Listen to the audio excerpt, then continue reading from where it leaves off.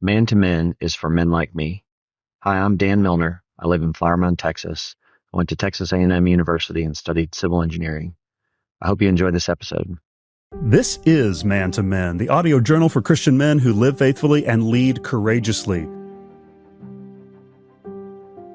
I'm Jared Musgrove with you for another in-depth conversation with a courageous leader, and today we've got licensed professional counselor and author Dr. Greg Wilson.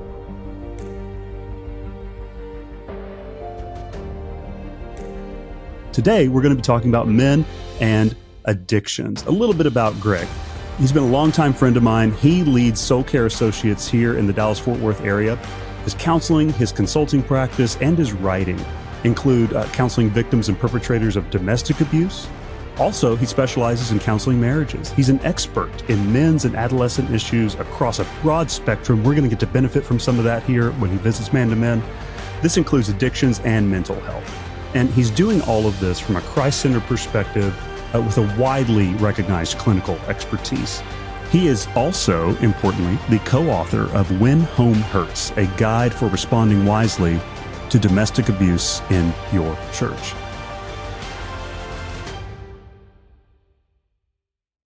Dr. Greg Wilson, welcome to Men to Men. Thanks for having me, Jared. I'm excited to be here. Oh, it's great to see you, my friend. A little bit for our listeners. Greg and I have served together in church for well over a decade. He has been a longtime trusted friend, confidant, and yes, counselor. I'm so excited for you men to get to hear from my good friend and also just a gifted man of God today. And so, Greg, just getting to know you a little bit, I've had the privilege, but I would love for some of our men, our listeners, to get to hear your own story of coming to Christ, growing in Him, and finding your way to counseling and writing. Doesn't have to be the short version. So I grew up in a Christian home, and I'm thankful for that. That's a real gift. I met Christ at the age of 8. Was baptized at that age.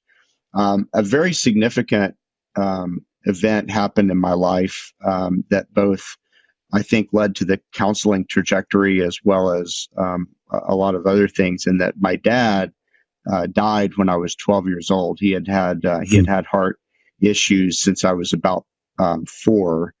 And he had open heart surgery at that time, which was very much in the early stages of bypass surgery. Like the people who invented heart bypass surgery did my dad's operation. And so it was in the earlier times when there wasn't these days, if you have a heart attack, you go in, they do a bypass, you can live another 30 years. But back then it was a little bit, it was just different. And so that's when I was 4. He died when I was 12. And for me, that was a very significant, pivotal event, because even though I had trusted Christ, I definitely had a long season in middle school and high school of doubting, of not walking with the Lord, of doing a lot of engaging in a lot of other things, including some the behaviors that are addictive. But I'm thankful that in that the Lord kept me. I really appreciate that language from Jude 1 about called and beloved in God and kept for Jesus Christ. And so I do feel like the Lord held on to me in that season. Then I've done a variety of things. I went to Baylor. Actually, I studied business at Baylor, so I had a career in investment banking before I did any of this stuff that I do now. But that's right, exactly. Hey, we're in the tournament, so coming up, so we'll see what happens. We 3 years ago we won the tournament back in the COVID year. I'm not quite. I don't think that we'll get that far this year, but you never know. We could. Well, anything can happen in March Madness. So yeah, and we will know by the time this podcast airs. Okay, so that's right. Yeah, future Greg and Jared will know one way or the other. By the time this podcast airs, we'll know the answer. So So true. And that new basketball arena will still stand. Oh, yes. Yes, it will. Yes. That's a nice place. It is really nice. Yes. So that's just a little bit about. So at about 10 years into the investment banking career, I really felt called into ministry, and so I went back and I got a master's degree, and I was actually a pastor for a while. I was a youth pastor for a while, and a senior pastor and church planter, and then eventually found my way into because my degree that I got, my master's, was in marriage and family counseling. So I eventually found my way to the counseling room, and I've been in private practice ever since. Yeah, man, that's great. Well, many of us, and I just had a front row seat to get to see the benefit that you have had on particularly men and marriages in your practice. And you've seen a lot. And so share with our listeners a little bit just your particular heart for men and counseling men to Christ likeness. How did that begin to form? You started some of it just sharing with your dad and your trajectory. I really think a lot of it did form during that season, actually. Yeah. By the way, I didn't mention, but I should have mentioned, I have a sweet wife, Christy. I've been married 25 years, and I actually have a daughter who is a current student at Baylor. That's right. As well. So that's right. So great ladies. Yeah. I mean, back during that time, there were a lot of men who came around me, and it was significant. Now, I'm talking about the time after my father passed away. Now, I was not in the best place during those years for obvious reasons, and I was grieving, but I didn't know how to grieve. So I was really mostly just angry, and so I didn't treat those men as well as I wish that I had treated them looking back, because they treated me so kindly. There were men who were just there for me and who loved on me and who took me to baseball games and all the things. And I also, during that time, and this is, I think most counselors would say this, I found out that I was a good listener, and I found out that people tended to bring their issues to me. That happened in high school, even in the crazy place that I was in when I was in high school. It happened in college. It happened in my business career. It happened as I was just a lay church person, church member or a deacon in a church. It happened, when I was a pastor. So, I mean, constantly I was kind of that guy that people sort of went with. People would trust me with the things that they were going through. Historically, men haven't really engaged in counseling as much as women. Right. In fact, even when I was pursuing my counseling degree, I mean, it was mostly women in the classes. It was the rare man who was studying marriage and family counseling because, and the thought was kind of like, well, I hope you'll be able to find clients because, it's mostly women that come, like that was back in those days. I'm 61. Like back in those days, that was that was the case.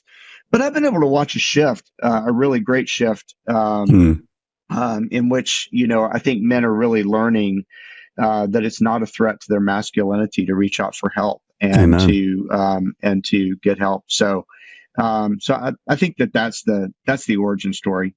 No, that's good, man. That's good. And that's another reason we plan to have you as a regular guest here on Man to Men. And for today, we wanted to begin with something that, and I'd shared this with you a little bit when we were pre-gaming. I hear this from men all the time, kind of just from the range of our listeners, from collegiate to retiree. And that's the phrase, I'm addicted to fill in the blank.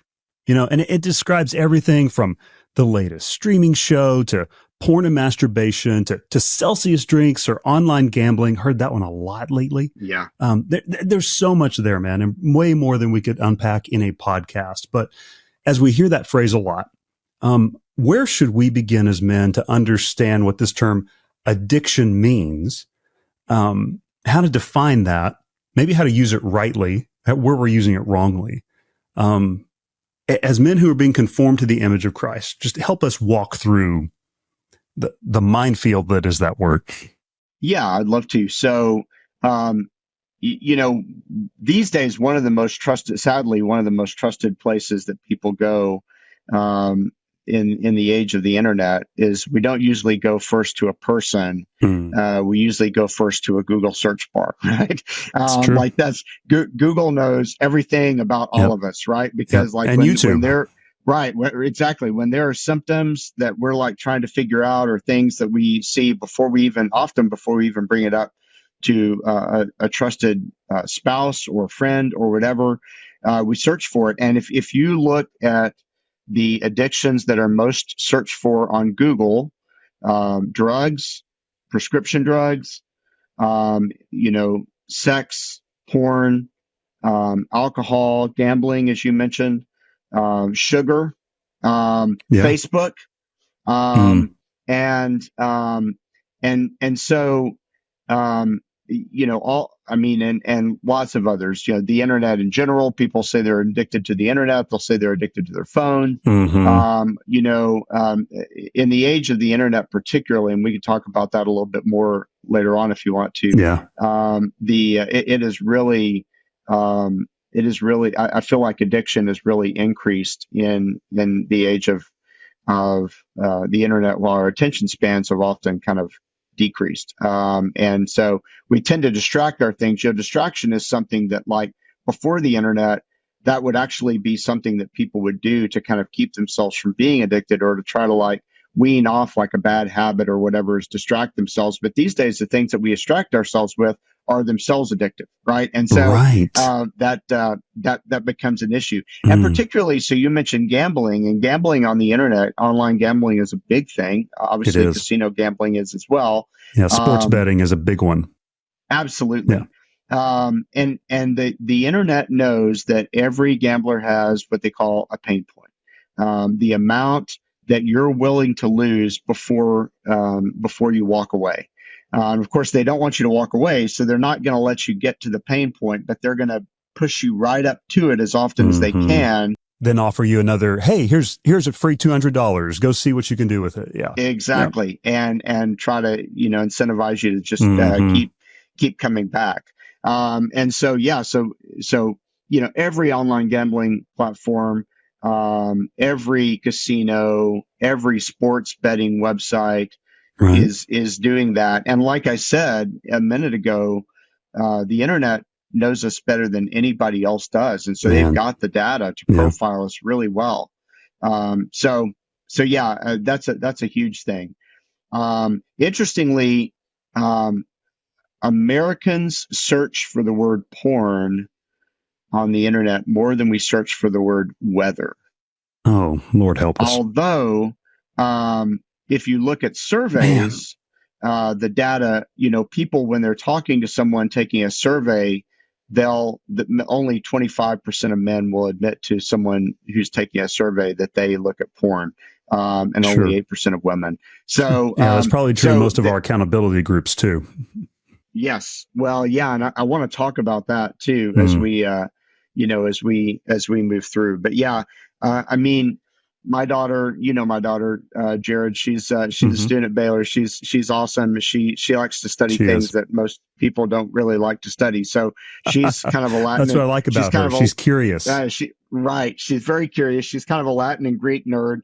And in ancient Rome, the idea of being addicted actually meant that you had just been sentenced to slavery. So it was the word that was used for, like, if you were sentenced to slavery because you couldn't pay a debt, and so you were going to have to like work it off.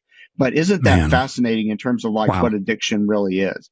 It has come in our vernacular to represent any form of bondage, which is exactly what it is. It's a form of at base, it's a form of bondage. Yeah. Yeah. So how do we begin to recognize a true addiction, as we would call it, versus, what's really a bad habit? Yeah. How would you counsel and coach us a little bit on what's the distinctive between those two? That's good. So our brains make associations. Our brains work on the basis of associations. And so a habit is some kind of a learned or ingrained association between some kind of a stimulus when this thing happens, and then a behavioral response. which means, which leads then to some kind of meaningful reward that you get. And this can be, obviously, like you said, a habit can either be positive or negative, right? Yeah. So, I mean, let's take one, like caffeine, it's like, hey, I love my coffee this way. I love my Celsius because it gives me this jolt. It gives me this energy. That's right. That's right. And so, so that's a good example. So it's morning, rolled out of bed. I'm going to have a cup of coffee, right? I'm going throughout the day. I'm feeling like I'm my energy's flagging a little bit. I'm going to have another cup of coffee. I'm going to have a Celsius drink or, whatever. And so like that is a habit, right? The stimulus is like, I need just a little jolt. The routine, we sometimes call it, or the behavioral pattern, is like I grab a cup of coffee or a Celsius drink or whatever, and then the reward is I have some energy and I feel that little jolt and I keep going throughout my day. So that's kind of a normal thing. Another one that you could see is health, like exercising and so forth. So again, while exercise is great, so I'm feeling a little, it's been a long day. I feel like I just need to like work off some stuff or whatever. I'm going to go to the gym, right? I'm going to get a little exercise. I know that would be healthy for me. That would be good. Or I get up in the morning and it's just a routine that I've gotten myself into, that I go to the gym and I work out. Nothing wrong with that. That can become a habit, which again, it's a positive habit, or it can be, up to the point when it gets to a level that is unhealthy, when it gets to a level where there's like some kind of impairment, so that, I mean, there are people who just work out more than they should, and they stress their body out because because at this point, it's more like, it's not that they're working out because there are some positive benefits for it. It's because they have grown to love something about working out. Addiction at its base level, at a heart level, it's disordered love. It's a misguided love. In the church, we might even call it idolatry.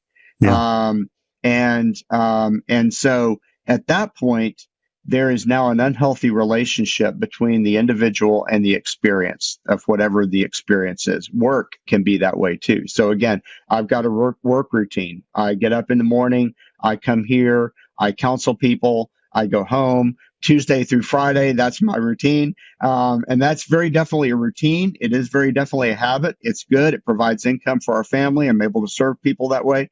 But if I all of a sudden just kind of like fell in love, and I do love what I do, but like if I fell in love with counseling to the point that like it was providing me benefits, like I was getting something out of helping all these people, and I felt better about myself, and therefore, not like I feel perhaps other times when I'm feeling bad about myself or whatever, right? Then at that point, you can have the beginnings of workaholism. And so, and that's true of anybody. So anything that we do habitually can become destructive. But on the other hand, we orient our lives around certain habits that are wonderful, reading scripture or brushing our teeth in the morning and at night, or all kinds of things that like just become habitual, that are healthy, that are good, that are right, 3 meals a day. And we kind of get into a pattern of that, like all those things are healthy and right and good. And yet all of those things, except for maybe toothbrushing, I'm not quite sure how that habit could ever be bad.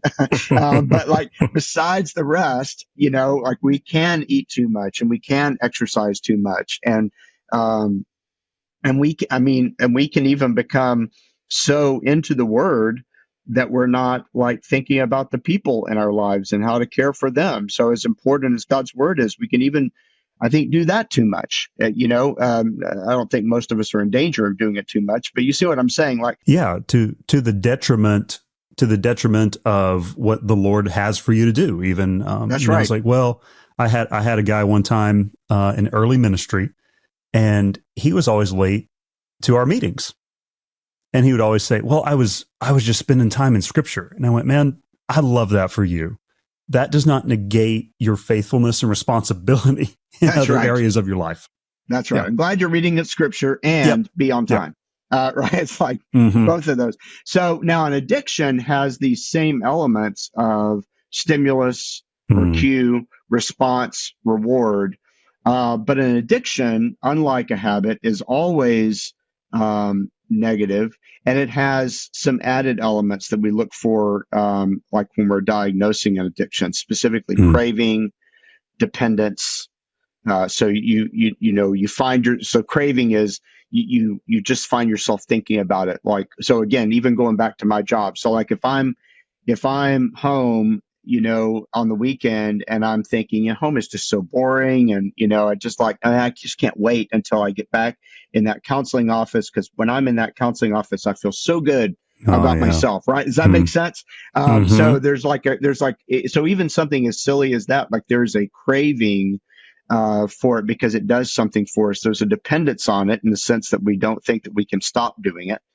The idea of stopping doing the thing, whatever it is, whether it's online gambling or whatever, it's like, no, I have to do that. Risk. So generally in addiction, once something becomes like diagnosable as an addiction or as like a substance use disorder or whatever, one of the things that's a diagnostic criteria is that people are willing to risk meaningful relationships. So like they're willing to risk their jobs. They're willing to risk all kinds of things for that thing. So that thing then becomes the preeminent thing. They're willing to risk their marriage, their family, their jobs, whatever. Right. So risk is one of those things. Social problems. So it creates some issues, an addiction, like, now, like, let's say it's porn. So, that a lot of the people that I know that are, would call themselves sex addicts or porn addicts or whatever, like they would say, I would stay home. For instance, when everybody else in my college was like hanging out, like I would want to stay home because that was the time that I could indulge in my addiction. And so like, it would just be me and this screen, having this unhealthy relationship. And I don't have any other relationships out there because I'm burning all those relationships to put it all here. So social problems, and then like impaired control. So you don't feel like you have control over the addiction. It's that's the first step of Alcoholics Anonymous, is we realize that we become powerless over our addiction, right? And so like that literally is that's a part of it is you don't, like I said before with the dependence, it's like you can't control it. You're out of control. Yeah. Yeah.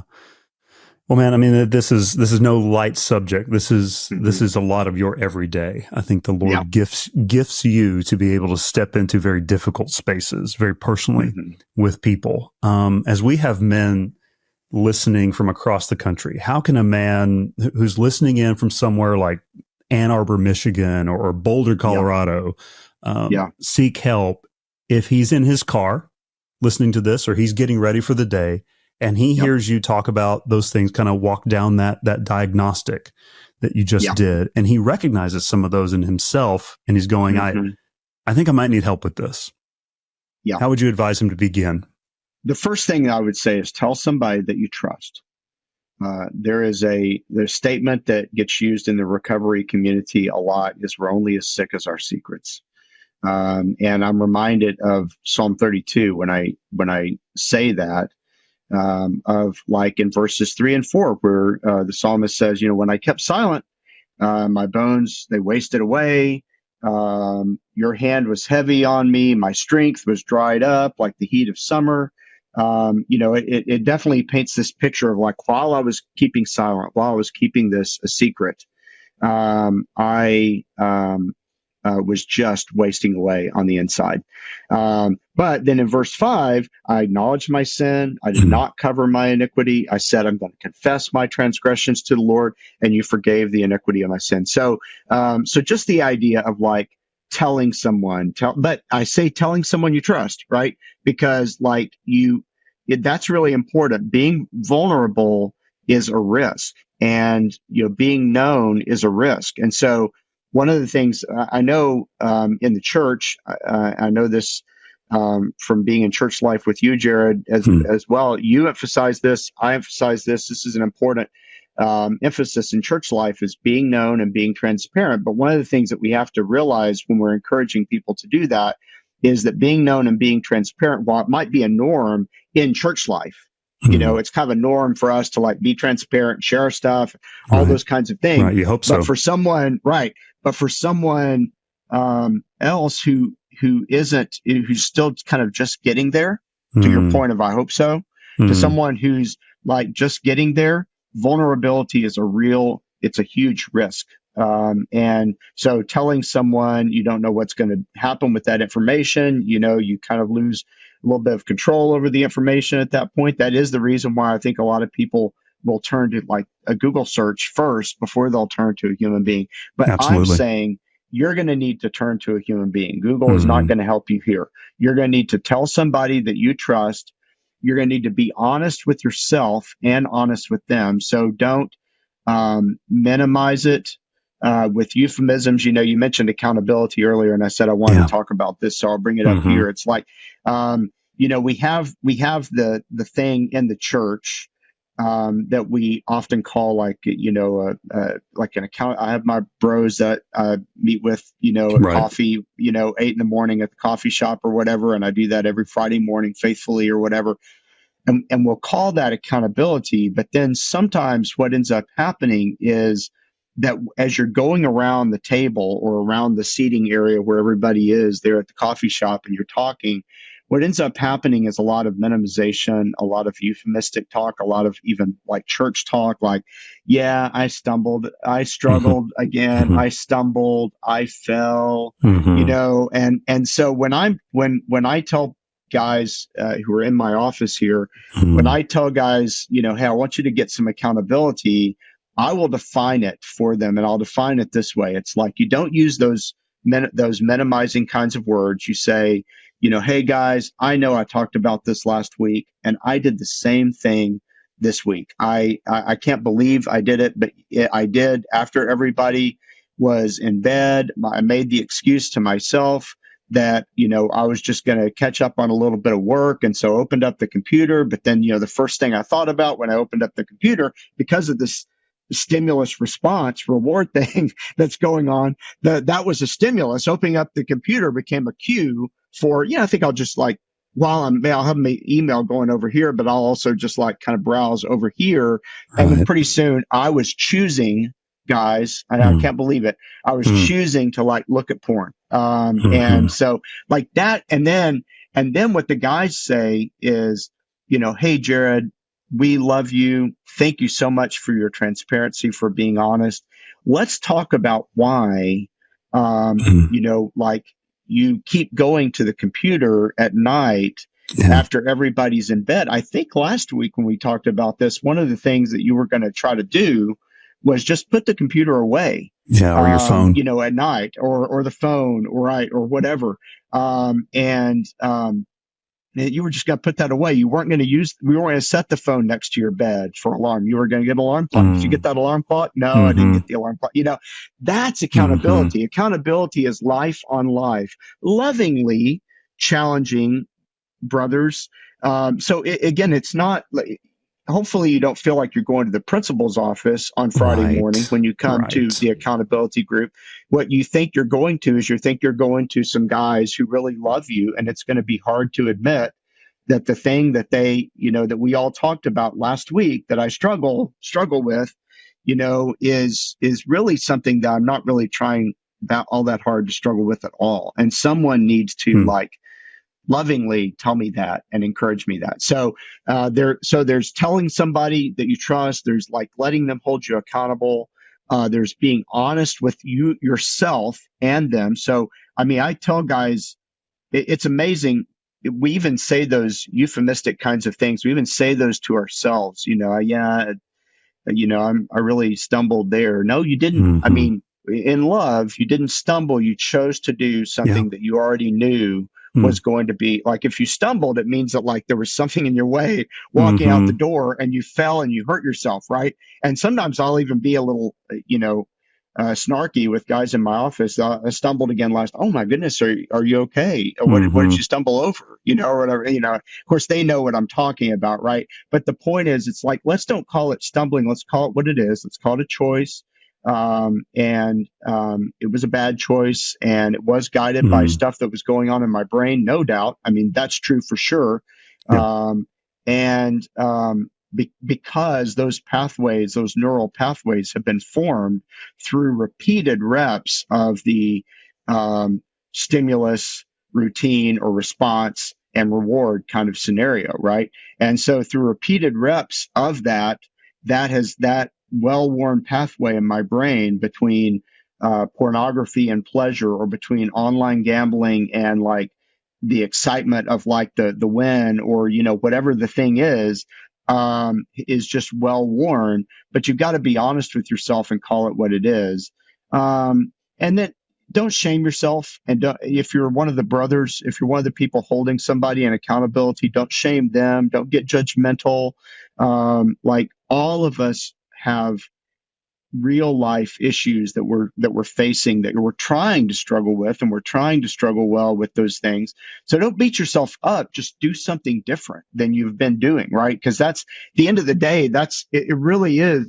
I can't emphasize it enough. It really is that the way it works in your brain is that there's some kind of a cue. It's late at night. Everybody's in bed. The phone's right here. Or I woke up in the middle of the night. The phone's right here. Or whatever. And then there's this routine that we get ourselves into. There's the phone. There's the computer. I'm going to open it up. I'm going to go because I just automatically at this point do that. And then there's some kind of a reward that reinforces that. And we keep doing that. So the biggest thing is like, you've got to just do something different. And so when you're sitting in that accountability group with the guys, it's like, guys, I don't know what I could do differently. Well, maybe buy yourself an alarm clock so you're not using the phone as your alarm. Maybe leave the computer at the office, or leave it in your bag in your car when you get home from the office, or, whatever, and there's a million things that you can do differently behaviorally just to, at least begin the process of change. And then what I would say is, don't be afraid to get professional help to deal with the underlying issues. There definitely are underlying root level issues. Like when I was going to alcohol or weed when I was 14, 15, 16 years old, it was because my dad died and I didn't know how to deal with that. I didn't know how to deal with that kind of situation. I wasn't ready for it. I wasn't prepared for it. Everybody else that I knew that didn't have a dad in the home, it was because they were divorced. It wasn't because the dad was just like gone. And even back in the days when I was younger, there weren't even that many people who were divorced. And so, so most of my friends had these 2-parent homes and I didn't, and I was upset about that. And so I was something was leading me there. And so you've got to get work for that as well. No, that's good. That's really helpful. Hey, thanks for your wisdom on that, Greg. Something you brought up, and this is something we'll probably tackle in a future episode, because I know that we've discussed how it kind of leads to addiction. And you introed it well, just in sharing your own story, is that many times we just say, oh, I have this presenting problem. That's what I need to take care of. And yes, that's true. It may be destructive behavior. It may be bad habit, whatever it may be, but we've discussed. Sure. But there's something underlying that. And as we've talked before, and kind of just to tee up another time with you in the near future, past hurts inform so many of our struggles as men. Can you just preview what is the connection? And you shared a little bit in your story. What's the connection between past hurts and addictions? Well, sure. One of the main reasons that we engage in addictive behavior or destructive behavior, any unhealthy behavior, is to self-medicate or cope with things. It's not the only reason, but it's certainly one of the reasons that the people will turn to those kinds of addictive behaviors. And like I said, it was in my story. And all of us have wounds. Everybody has wounds. Some are more severe than others. Some are deeper than others. Some are, rise to the level of what you might call trauma. And some don't necessarily rise to that level. But we all have wounds, and the reality is that people with a history of, again, particularly the more significant levels of woundedness, like that we would call trauma, um, do engage in addictive behaviors at a higher rate than people without those kinds of wounds. I mean, that's just something that counselors and people like me that work with this population, people that work in recovery spaces, will tell you that, yeah, I mean, a lot of times there is something deep that is a wound or a hurt. And again, there are other reasons. Maybe I'm just dissatisfied with life on some level. Maybe my marriage isn't going as well as I hoped that it would, or whatever. Yeah. But a lot of times there is like a severe wound, which trauma is simply the word for wound.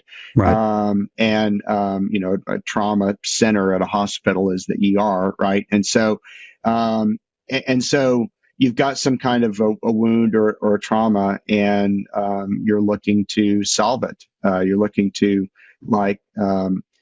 take care of it in a way that will make you temporarily sort of forget about it.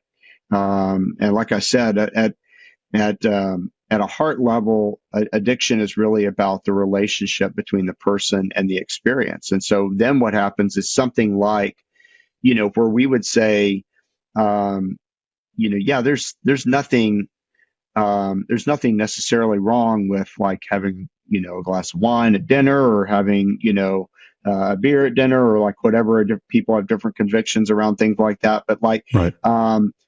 But there's nothing necessarily wrong with that. But then when you have an unhealthy relationship with the thing is providing something for you, that typically, at least in the case where there's been past hurts, is actually like some form of like self-medication. Then that's where addictions show up. So yeah, there's a very tight relationship between those two things. Yeah.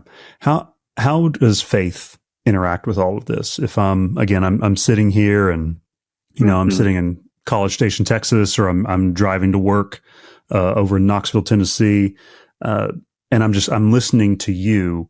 What role does my faith in Jesus Christ play as I realize these things and hope to face them?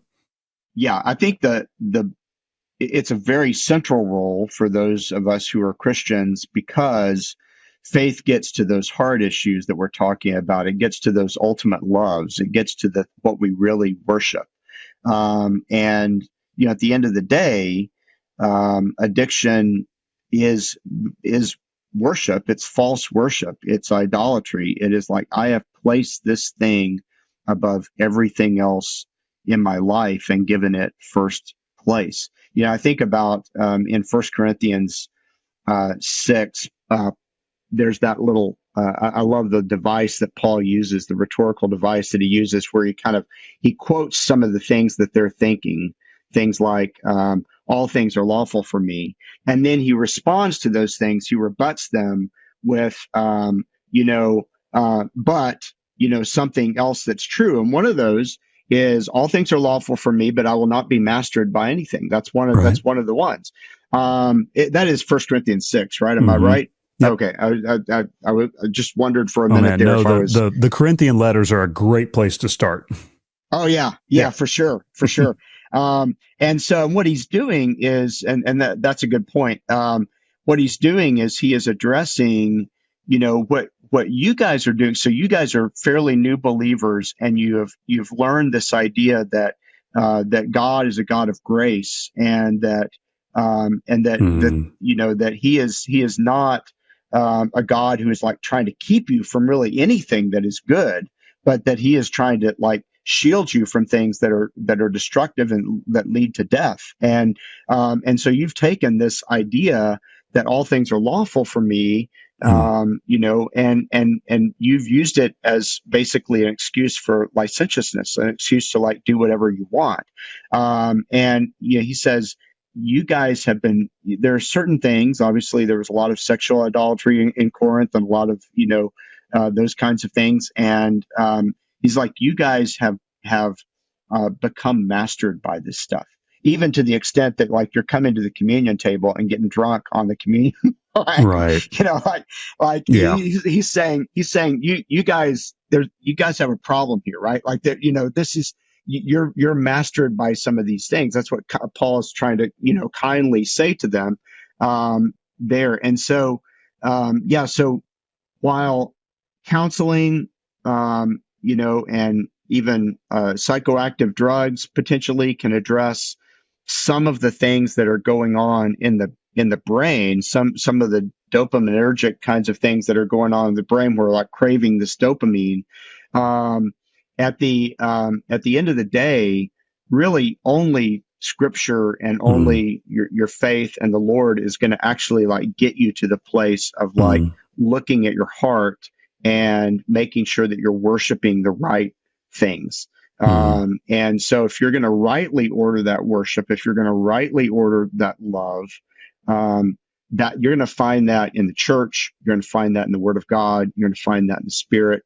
That's where you're going to find that in Jesus. That's where you're going to find the ultimate hope for those things. Amen. Amen. Thank you for that wisdom, Greg. We're going to continue that conversation. I want just to. in future episodes. For this episode, I want to invite you into something that we do regularly here on Man to Men, and it's a little segment we call Everywhere, Every Day. And it's really just born out of my natural curiosity, and I think the curiosity of other brothers and men is just what do men do all day? How do they approach life? So in that vein, just first question out of the gate is, what time do you tend to get up in the morning, and what's the first thing you do? Oh, that's great. So I am not. I've tried so hard, and I know I've had some super early meetings with you. Yes, you I've do. tried so early, so hard to be an early, a morning person. I am really not a morning person. I'm really more of a night person in terms of like just my circadian rhythms, right? Yeah. Circadian rhythms and so forth. However, because of my job, because of the busyness of my life, certainly on work days, I'm usually up pretty early. So I set my alarm at 6. This morning, I actually woke up before it went off at 5:45. And the first thing I do is, although I'm not much of a coffee person per se, we talked about coffee a minute ago. Yep. This morning I did, first thing out of bed, I did pour myself a cup of coffee, and I just sat there and kind of just enjoyed the silence of our house early in the morning. My wife is also not an early riser, and my daughter is away at college, and so it was me and the dog, and I actually most of that time the dog was even still asleep, and so it was just me with the quietness of the morning, and that's how I like to start off a day. At least a work into day. your day. That's right. Yeah, I'm the same way. I don't like being jolted out of bed. Right. Yeah. That's tough. That's tough. Well, man, we talked about coffee. What are your thoughts on coffee? Yeah. How do you take yours?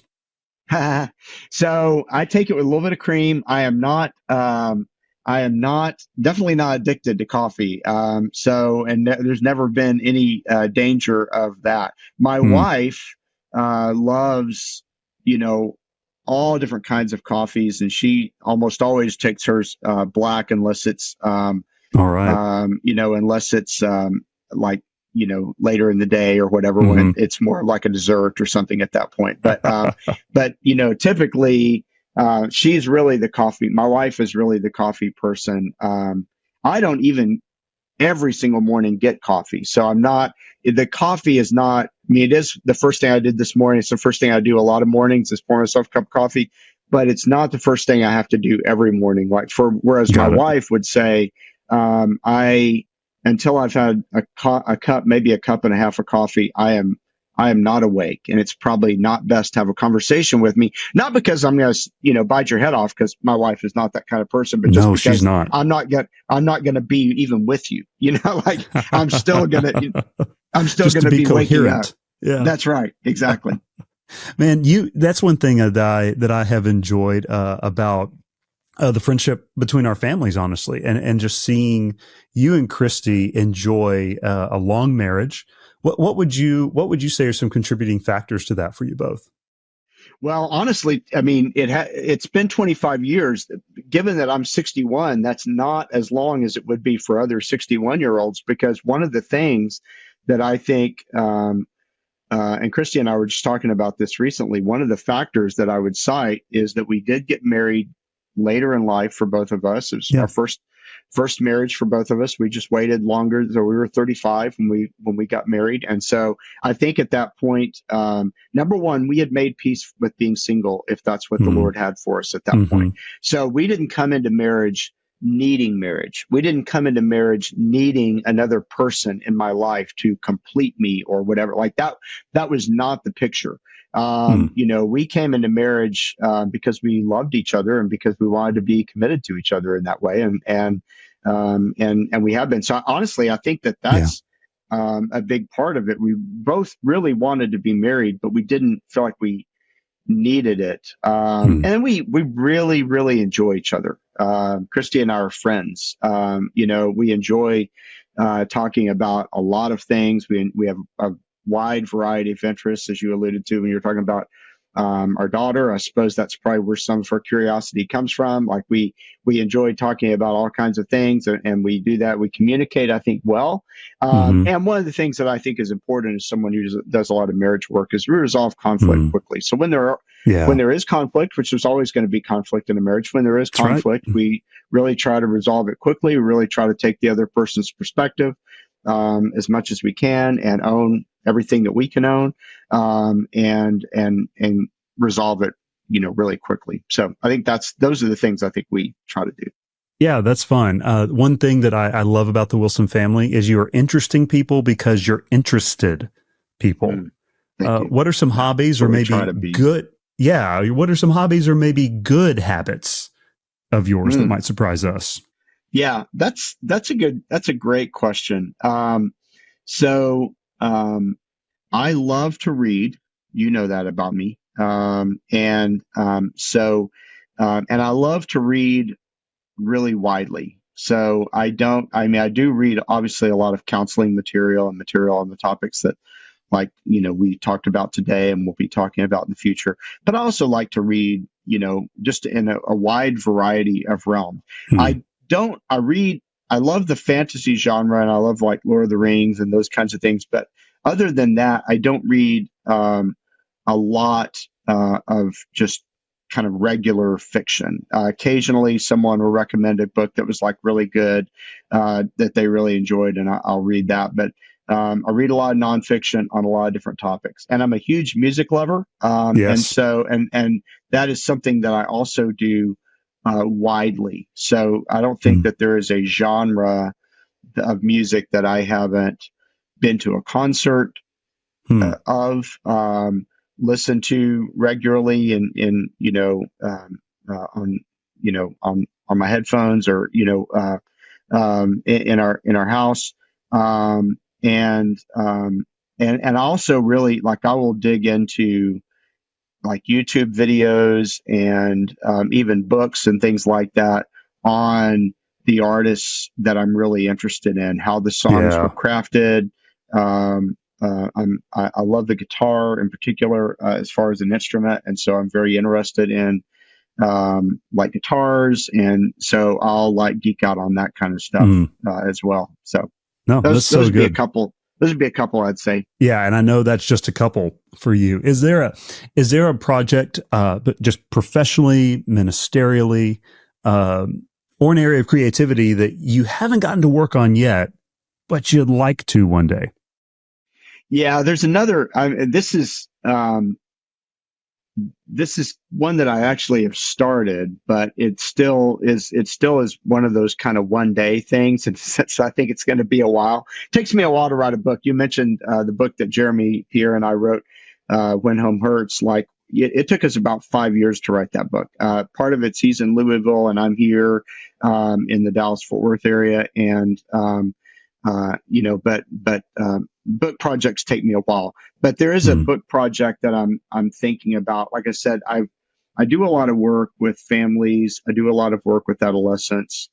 And I want to write, I have a project in mind. It's still very, very ethereal as I'm even talking about. It's on the idea of like how parents can just enjoy their kids and the particular seasons that their kids are going through, even when those are hard seasons. Like, especially with the adolescent years, there's so much hand wringing that's out there, and there's so much angst Oh, about man. Yeah. there's all these dangers, and no doubt, I mean, there are like a lot of dangers, a lot of things to be concerned about, and yet, as parents, we can get so caught up in that we're always, we're find that we're almost like we're checking on things rather than like checking in on our kids. We're like making sure that they're not doing something versus like enjoying what they are doing. Like we're just like constantly kind of on guard, and it keeps us from just really enjoying being with them. And so I've been thinking a lot in general just about the biblical idea about enjoyment, and that we're created to enjoy God ultimately, and to enjoy God and enjoy each other. That's why we're here. And yet there's so much of life. So it might even end up being a bigger project that's just on the topic of enjoyment in general. But I have kind of, I love it. at least in my initial thought, I had kind of like honed in on particularly that particular phase of life that a lot of parents honestly are scared of. And because they're scared of it, they have a hard time interacting with their kids when their kids kind of show up a little differently at age 14 or whatever than they showed up when they were 10, and they're not sure who this person is, and they're not really sure how to interact with them or how to get to know them. That was the initial thrust of that project. So I don't even know what to call it, but that's as far as like ideas that are going on in my head and thoughts. That's one that is up there. Oh, I love it. I think I would call it beneficial to all of us. So I'm looking forward to getting to talk about that and more with you in future installments. For today, thank you, Greg Wilson, for joining us on Man to Men. We'll talk to you again soon. My pleasure. Thanks for having me. Man to Men is a creation of Beta Upsilon Chi, the nation's largest Christian fraternity, commonly referred to as Bucks. You can find out more about Beta Upsilon Chi by transliterating our Greek letters and adding a .org. That's byx.org. And if you're enjoying Man to Men, this podcast, please subscribe and consider supporting our work with college men across the country by clicking the link in the show notes to support Beta Upsilon Chi. Help us expand. Tell other men about Man to Men. Share about us on your socials. Our promise is to keep unique and in-depth conversations and biblical insights coming your way. We are produced, rather well, I might add, by the good gentlemen of the Good Podcast Company. Producer Bradley's at the helm over there. Until next time, I'm Jared Musgrove with Man to Men.